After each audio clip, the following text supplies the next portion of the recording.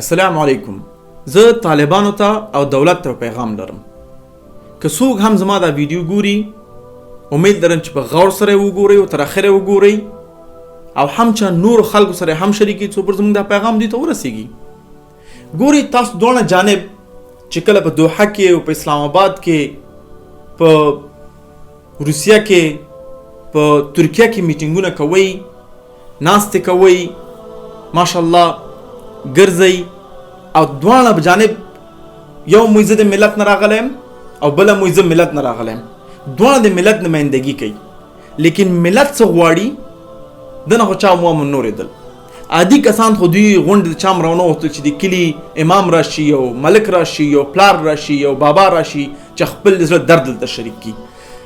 ځکه چې تاسو د هغه ملت نمائندګي الته باندې بحث کوي چې کوم ملت تاسو د لاسه روزانه په زجر، په قتل، په وینو کې دی.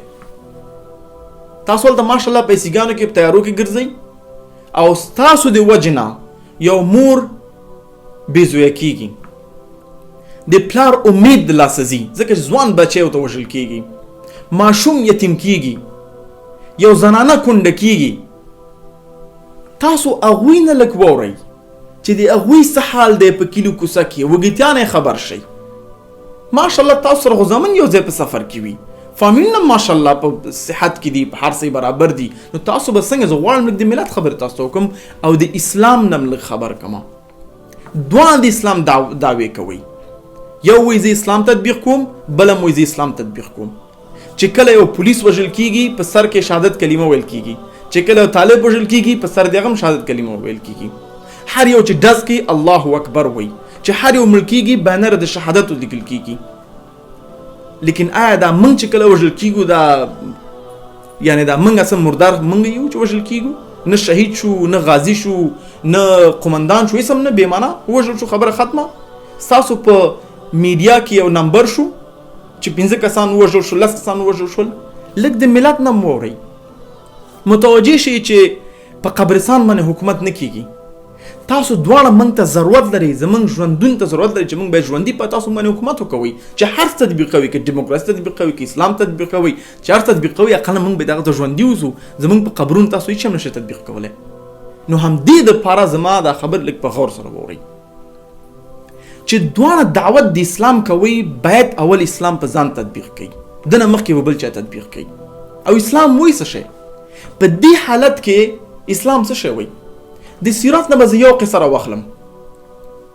د صلح حدیبیه یو قصه ده چې کله دا قرارداد، دا ټریټي حدیبیه ټریټي چې کله کېدله، رسول الله صلی الله علیه وسلم کوم شرایط په ځان ومنل، کوم شرایط د مشرکین قبول کړل. آیا تاسو به دوه جانبین یوم راضي شي چې خپل د شخصي ګټو نه، د خپل بې معنا غیرت نه چې مخې ته متنوم اسلام ورکړی دنه تیر شئ او اقلا د مسلمانانو د وینې نه تویدلو لپاره یو قدم کار وکوئ؟ دا ماته جالبه ده چې پرون پورې روسیه سره موږ جنګېدلو او جنګ هم کوو، نن هغوی سره ناست یو چې زموږ جوړه وکوئ.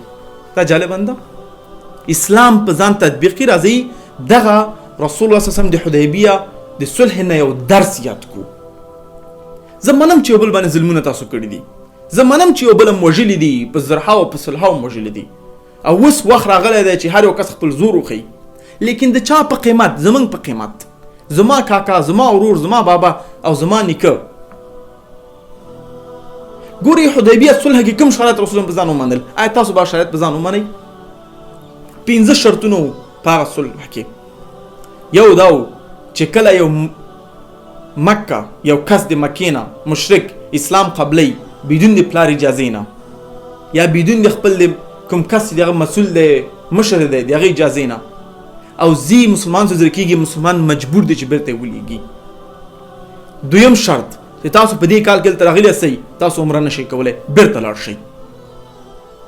دریم شرط چې کوم یو قبیله مسلمانانو ته راځي یا کوم کس مسلمان ته راځي، مسلمان مجبور دی چې بیرته مکه ته ولیږي، لیکن مکې خلک مجبور نه دي. څلورم شرط چې دا 10 کاله به دا صلح وي، او 5م شرط چې په دې وخت کې هر یو کس کولی شي هر یو قبیله او بل ته لاړ شي، او دا صلح قانون په هغه مسلمانان کې مسلمان تر مسلمان تطبیق کیږي، که مکې تر تطبیق کیږي. دا سخت شرطونه چې یو کس اسلام قبلی او مسلمان ته راځي مسلمان مجبور دی بیرته مشرکین ته ولېږي. داسې شرط مسلمانانو په ځان ومنو، رسول الله په ځان ومنو. عمر بن خطاب په دې وخت کې په قار شو او رسول الله یا رسول الله ته د الله رسول نه آیا موږ په حق نه یو؟ دا سره کوم شرطونه ته په ځان منې؟ عمر بن خطاب ته وویلې دا د الله منلي دي. عمر بن خطاب ابوبکر صدیق ته لاړو، هغه ته دا شکایت وکړ، هغه ته یا عمر خپل رضا رسول الله رضا سره یو ځای کې به خیر وي. چې کله دا صلح لیکل کیږي او محمد صلی الله علیه وسلم علي بن طالب ته وایي چې ولیکه بسم الله الرحمن الرحیم په سر باندې، په دې سهیل بن عامر شکایت کوي وایي چې څنګه بسم الله الرحمن الرحیم لیکي، موږ نه رحمان پیژنو رحیم پیژنو، ولیکه باسمک اللهم د الله په نوم باندې، موږ رحمان الرحیم نه پیژنو. محمد صلی الله علیه وسلم په هغه کې مسر راضي شو. دا صلح چې لیکل په اخر وخت کې محمد صلی الله علیه وسلم نوم راتو په اخر کې تو رسول الله د الله نبی د الله رسول، نو بیا سهیل ویلې چې موږ خدا صلح د الله رسول سره نه کو، تا موږ د الله پر رسول په نوم نه پیژنو، موږ تا پیژنو محمد ابن عبد الله. دا ولیکا علي بن طالب ته بیا امر کو چې دا ختم کا. سبحان الله ان الله اکبر. وګوري زمونږ د خوږ نبی ته چې صلح مین د وینې تویدلو د پاره څومره کار کړی چې وینه باید تویه نشي. هلته رسول الله په خپل مبارک لاسونه ختم کو تر څو پورې د صلح میسر راشي. په همدې جریان کې ابو جندال چې د سهیل بن عامر زوی و ښکاره شو، د مسلمانانو په ډله کې ښکاره شو او عذر وکړو چې ما بیرته مه ورکوئ، لیکن د دې قرارداد مطابق باندې بیرته ورته ورکو. چاته ورکو؟ مشرکین ته ورکو. ته صبر وکړه، صبر کې بس تاسو خیر وي. بیا تاسو دوه تن طالبان او دولت چې د صلح د پاره د خپل شخصي ګټو نه بې معنا غیرت نه تیر شي. څنګه چې رسول الله صلی الله علیه وسلم یو غټو مسایل باندې صبر کړی دی، تاسو هم صبر وکوئ، ان شاء الله د کې به خیر وي، ان شاء الله آخرت به هم ښایسته شي. دا 15 ورځې ژوند باندې بس وکوئ، آخرت به هم جوړ شي. صلح ته کار وکوئ. الله سبحانه وتعالی په قرآن کې یو آیت کې د مسلمان ټول مشکل حل کړی دی. د سورة عمران 103 آیت کې واعتصموا بحبل الله جميعا ولا تفرقوا، چې راټول شي او ونیسئ د الله رسۍ په کلکه سره او جدا کېږئ مه. ابن القیم الجوزیه وایي چې الله رسۍ دلته مقصد قرآن او سنت دی، چې هر یو ډله قرآن سنت په ځان باندې تطبیق کړي. اقسم بالله چې یو مشکل افغانستان کې جوړ نشي، بلکې داسې هیواد به وي چې نه فقط مثال خپل ځان ته پاتې شي، بلکې مسلمانانو ته د انسانانو ته بهترین مثال پاتې شي. ګورو نو خویندو، زه منم چې دونه جانبین تاسو ظلمونه کړي دي، لکه څنګه چې رسول الله صلی الله علیه وسلم مکې ته راغی او مکه فتح کړه. څه شی ویلې؟ وایي دا د بخښنې ورځ ده. ابو سفیان د هغه غټ دښمن د هغه کور یې دارالامان کو. په همدې جمله کې داسې خلکو اسلام قبول کو چې هغوی د اسلام ستوري وګرځېدل.